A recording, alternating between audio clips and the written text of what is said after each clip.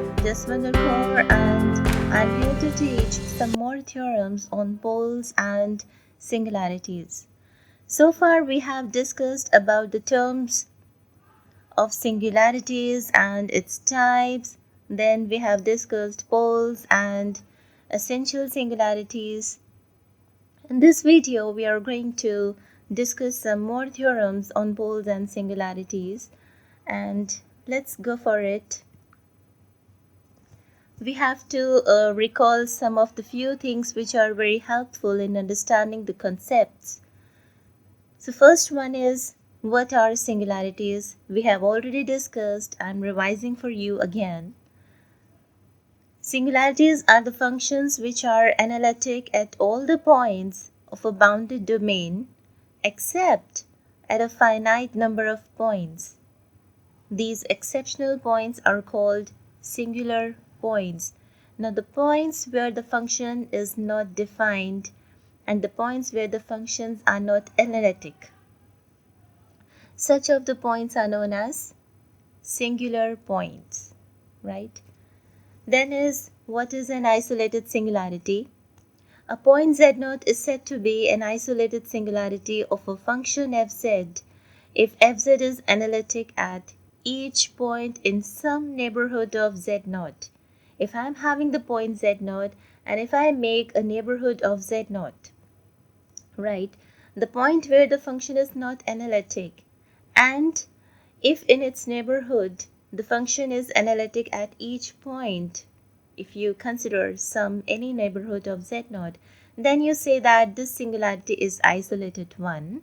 Otherwise, such a singularity is non-isolated, which means if in the neighborhood of that z0 nowhere function is analytic, we say such kind of singularity will be non-isolated.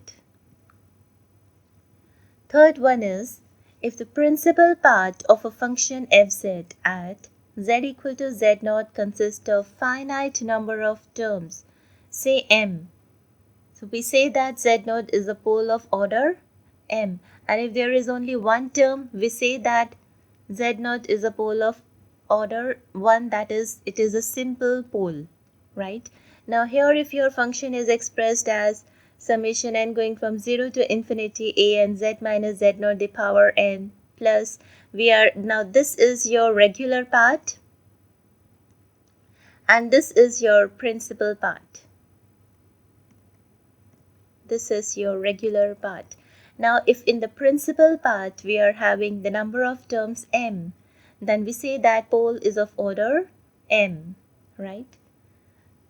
Then is, if the principal part of fz at z equal to z0 contains infinite number of terms, then we say that the z0 is called isolated essential singularity. Now let's start with our theorem, that is, the limit point of a sequence of poles of the function fz is a non-isolated essential singularity. Now what we have given here, I'm having the sequence of poles of a function fz, and it is also given that we are having the limit point for such a sequence of poles of that function, and I have to prove that that limit point is a non-isolated essential singularity. First of all, I have to consider a limit point of these sequence of poles, right? And then I need to prove that this limit point is your singularity. After proving that this is your singularity, I need to prove that this is non-isolated essential singularity, right? So what we have given the sequence of poles of the function. So let's say that z1, z2, z3 up to zn, this be a sequence of poles of the function.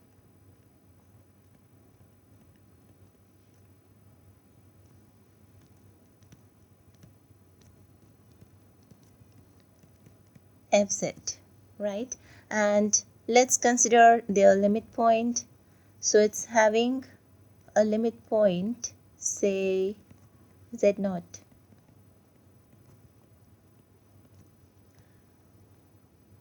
Right? So because this z0 is the limit point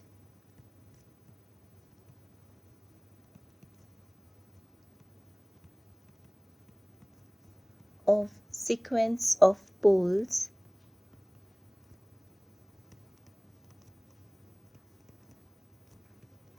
of fz, right? So what is the definition for the limit point? If z0 is the limit point, then every neighborhood of z0 contains infinitely many points of fz. Now suppose this z0 is the limit point of sequence of poles of fz. Now we are having the limit point of sequence of poles. That means every neighborhood of z0 contains infinitely many numbers of poles, right? So I'm using the definition for the limit point. Every neighborhood, I'm using NBD for neighborhood of z0 contains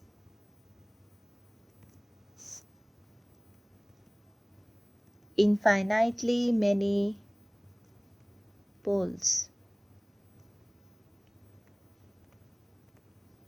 of fz at which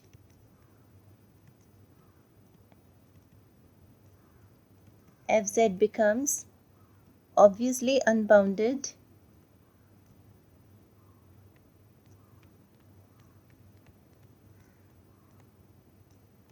and consequently fz cannot be analytic. Obviously, the points where the function is not analytic, such kinds of points we have defined that these are singular points. But if we are having the sequence of poles, what is the meaning of poles? That means the principal part of the function must contain some of few of the terms, right? Because poles are also itself is a singularity, so there the function is not defined.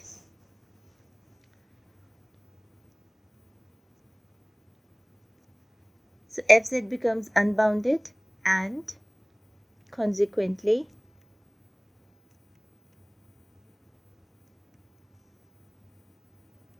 fz cannot be analytic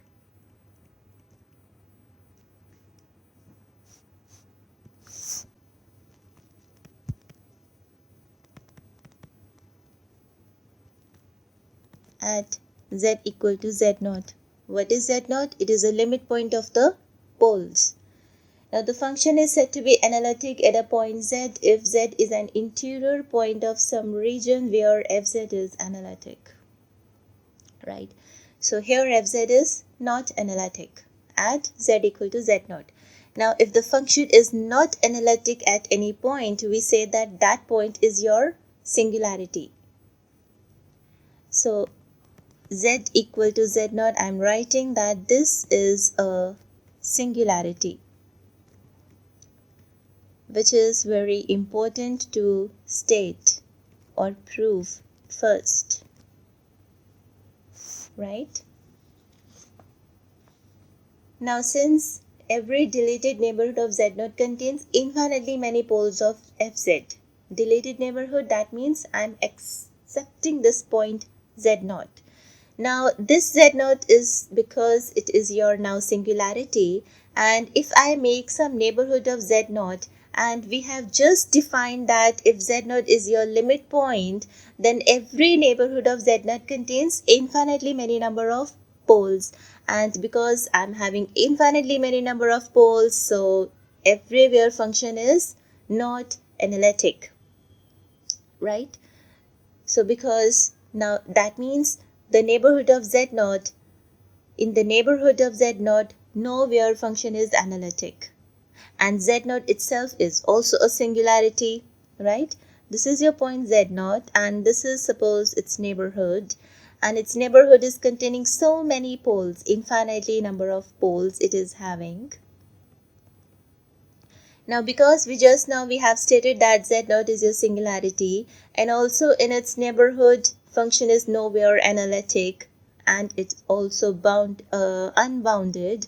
So can we say that this z0 is what kind of singularity? It will be isolated or non-isolated? Obviously it is non-isolated. So such kind of singularity is non-isolated singularity. And is it essential or not? In recall part, what we have stated, if the principal part of the function contains infinitely many number of terms, we say that such kind of singularity is essential singularity. Is it having infinite number of poles? Of course, yes.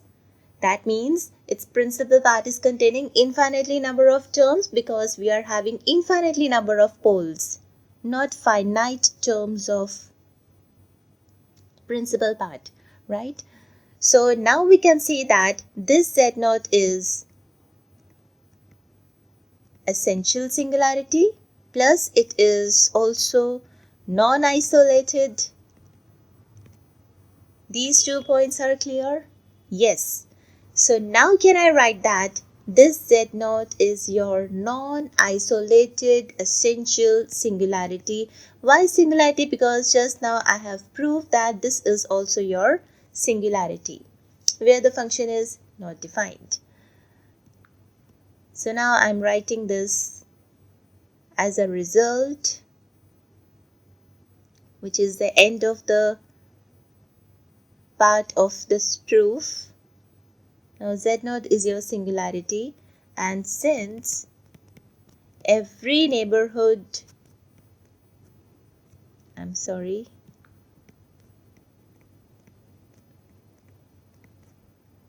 you can write deleted neighborhood rather.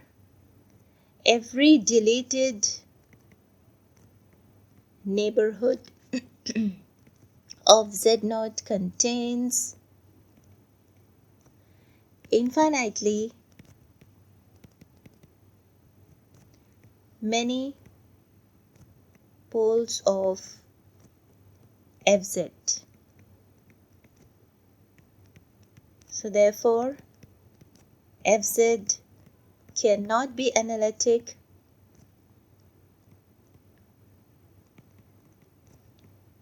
in some deleted neighborhood of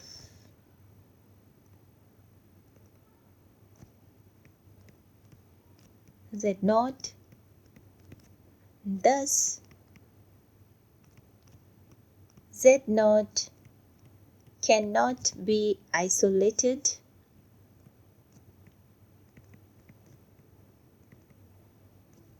singularity of fz.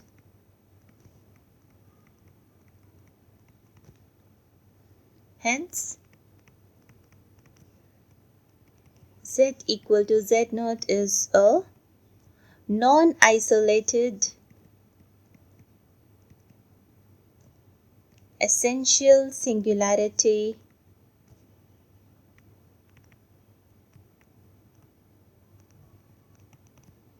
of fz. Hence proved. So what is the theorem? If z0 is the limit point of sequence of poles of the function fz, then this z0 is your non-isolated essential singularity of that function fz. Next, this is a very easy step theorem. A rational function has no singularity other than poles. Whenever we are having a rational function, then it has no other singularity, that is, it has only the singularity as your poles. For this, it's a very simple few-step theorem proof. Let fz be a rational function. We have to define any rational function. I'm saying that let fz be a rational function. Then fz is equal to, how can I write my rational function as? I'm writing it as pz over qz, where pz and qz are polynomials having no factor in common, right? As it's a rational function. So Pz and Qz are polynomials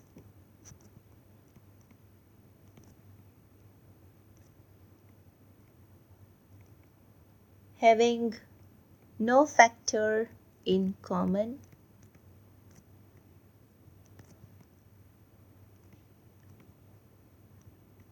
Right? Now the singularities of fz in the finite part of the plane given by.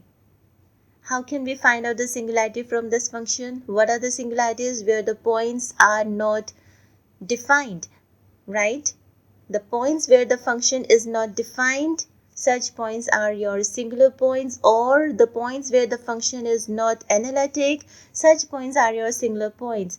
Now here the function is pz over qz. Now where this function is not defined, where qz is equal to 0, right? So what are the singular points? All those points where qz is equal to 0. Now, the singularities of fz in the finite part of the plane given by qz is equal to 0, right?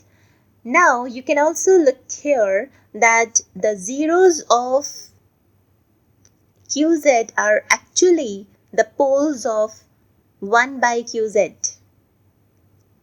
Of course, if you think about the poles, can you state that these zeros of qz are actually what are? These are the poles of 1 by qz. So I'm writing, but zeros of qz are poles of 1 by qz.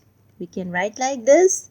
Thus, pz over qz can have no other singularity except poles, because those zeros are actually the poles of 1 by qz, right, in the finite part of the plane.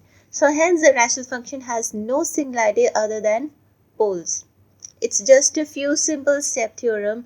You can also take this theorem as your remark that a rational function has no singularity other than poles. Thank you so much. Next time we will discuss some more theorems and also the exercises based on these singularities, which are very important in your UGC NET exam and other entrance exams. Alright guys, let's meet in the next video. Thank you. Bye.